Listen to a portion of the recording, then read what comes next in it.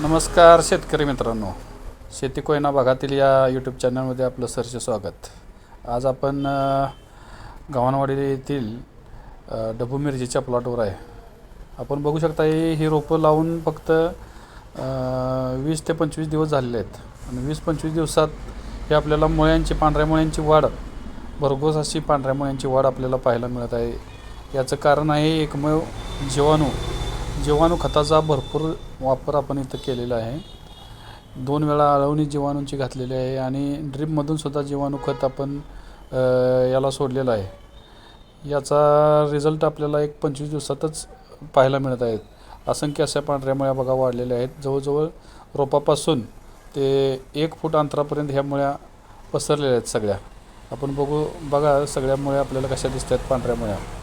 तर फक्त रासायनिकचा पिकाला वापर न करता त्याबरोबर आपण जर जीवाणू खताचा योग्य वापर केला तर आपल्याला चांगला असं रिझल्ट आपल्याला पाहायला मिळते.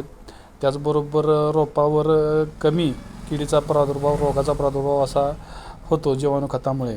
त्यामुळं सगळ्या शेतकऱ्यांना माझं सांगणं आहे की आपण रासायनिक खत वापरताच, परंतु त्याबरोबर योग्य नियोजन जर करून सेंद्रियसुद्धा आपण जर वापर केला तर त्याचं आपल्याला चांगलं असं उत्पादन मिळू शकेल. आपण बघा मिरचीची वाढ कशी झालेली आहे.